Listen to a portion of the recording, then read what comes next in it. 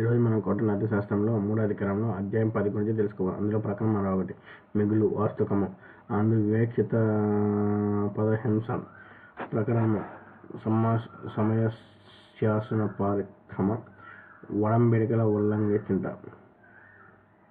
వాడుకలో ఉన్న నీటి కాలువకు భంగము కలిగించు వానికి ఆచారములకు విరుద్ధముగా కొత్త దానిని నిర్మించువానికి ఇతరుల భూమి యందు నీటి కట్టను బావిని పుణ్యస్థానము చైతన్యమును దేవాలయమును నిర్మించువానికి పూర్వసాహస దండము తాను గాని ఇతరుల ద్వారా గాని పూర్వముల ముందు గండి గాని ఉన్న ధర్మ జలధారమును తాకట్టు పెట్టిన అమ్మినను మధ్యమ సాను దండము నిచ్చుకొనవలెను. సాక్షులు ఉత్తమ దండము నిచ్చుకొనవలెను. పాడుబట్టినట్టు ఉపయోగములైనట్టు జలధారమును విషయమున దండము లేదు. సొంతదారులు లేనప్పుడు గ్రామములు గాని పుణ్యశీలులు గాని వీటికి మరమ్మతులు చేసి మంచి స్థితిలో ఉంచవలెను.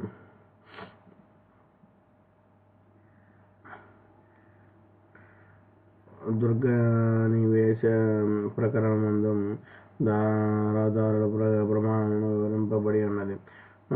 క్షుద్ర పశువులు వెళ్ళు మార్గమున గాని మనుషుల నడుచు మార్గమున గాని ఆక్రమణము చేసిన వానికి 12 పణముల దండము.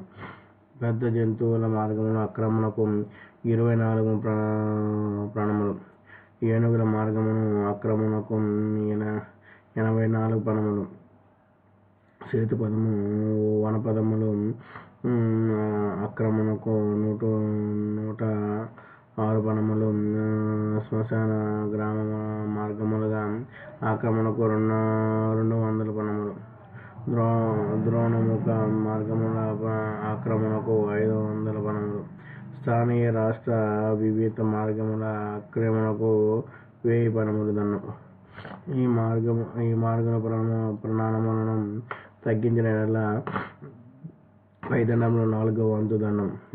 వాటికి సాగు చేసిన ఎడల పై దండములే. భూస్వామి కౌలుదారుడిని భూమిని తీసివేసినందుకు సాగు చేయవలసిన సమయములో కౌలుదారుడు దానిని వదిలినందుకు దండమును 12 పణములు. భూమిలో దోషము ఉన్నప్పుడు అపత్కములో భరింపవారిన వారిని ఇతర పరిస్థితులలో దండం లేదు. పన్నులు ఇచ్చుకొనవలసిన వారు అట్టి వారికి వారి భూములను తాకట్టు పెట్టవలెను లేదా అమ్మవలెను. బ్రహ్మదేయ భూములను బ్రాహ్మణులకే తాకట్టు పెట్టవలెను లేదా అమ్మవలెను. అతిక్రమించిన ఎడల పూర్వసాహస దండము. పన్నులను చెల్లించవలసిన అవసరము లేని గ్రామమునందు పన్నులు చెల్లించవలసిన వాడు నివాసం ఏర్పరచుకున్న ఇదే దండము. పన్నులు చెల్లించవలసిన గ్రామమునందు అట్టి పన్నులు అవసరము లేని వాడు చేరిన ఎడల ఇంటిని తప్ప ప్రత్యేక వస్తువులన్నింటినీ సంపాదించవచ్చును. గ్రామికుడు ఇంటికి కూడా ఇయ్యవచ్చును. అన్యక్రాంతము చేయు దాని భూమిని సొంతదారుడు సాగు చేసినప్పుడు 5 సంవత్సరముల కాలము మరి ఒకడు దానికి సాగు చేసి అటు తర్వాత తన కష్టమునకు తగిన పరిహారము పొంది ఇచ్చివేయవచ్చును. పళ్ళు తినడానికి అవసరము లేని వారు గ్రామాంతరములందు నివసించున్నది వారి పొలము నుండి పండిన పంటను అనుభవించవచ్చును. గ్రామం పని మీద ప్రయాణము చేయు గ్రామికునికి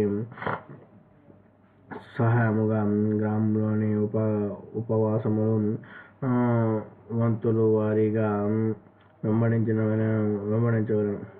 వెంబడించిన తర్వాత యోజన దూరమునకు పణము అర్ధపణము చెల్లించబడెను.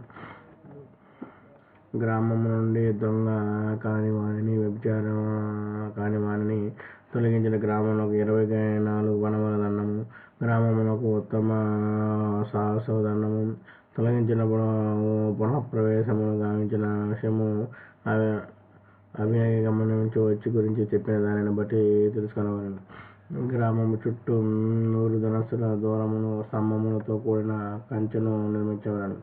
గడ్డి కోయువారు పశువుల ఉపయోగముకై ఉద్దేశించబడిన వివిధములో గడ్డిని కోయుట జీవనాధారముగా నివసించగలరు. వారు వివిధములలో మేసి వెళ్ళిపోయిన ఒక్కొక్క